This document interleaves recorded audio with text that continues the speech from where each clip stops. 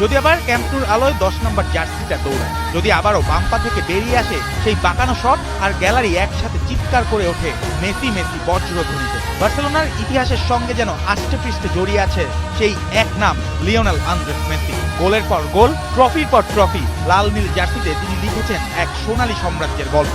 বার্সার হয়ে 10টি লা লিগা, 4টি চ্যাম্পিয়ন্স লিগ, 7টি কোপা দেল রে, আর অসংখ্য স্মরণীয় রান, 792 ক্লাব গোল আর 8টি ব্যালন ডিওর। পরিসংখ্যানই বলে দেয় তিনি শুধু একজন খেলোয়াড় নন, তিনি এক যুগের নাম।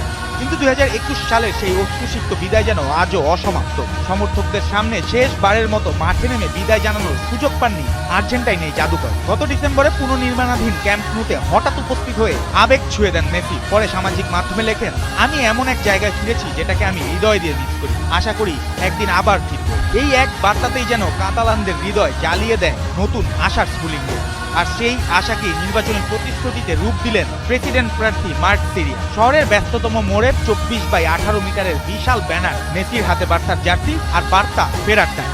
অন্যদিকে 2026 বিশ্বকাপ নিয়েও অনিশ্চয়তার ইঙ্গিত দিয়েছেন মেসি। বলেছেন, আমি আশা করি থাকতে পারবো, তবে নিশ্চিত করে বলা কঠিন। সব মিলিয়ে বার্সেলোনার নির্বাচনী লড়াইয়ে এখন সবচেয়ে বড় হেডলাইন মেসির প্রত্যাবর্তন। এটা কি শুধুই ভোটের কৌশল, নাকি সত্যিই শুরু হতে যাচ্ছে ফুটবল ইতিহাসের সবচেয়ে আবেগঘন কামব্যাক?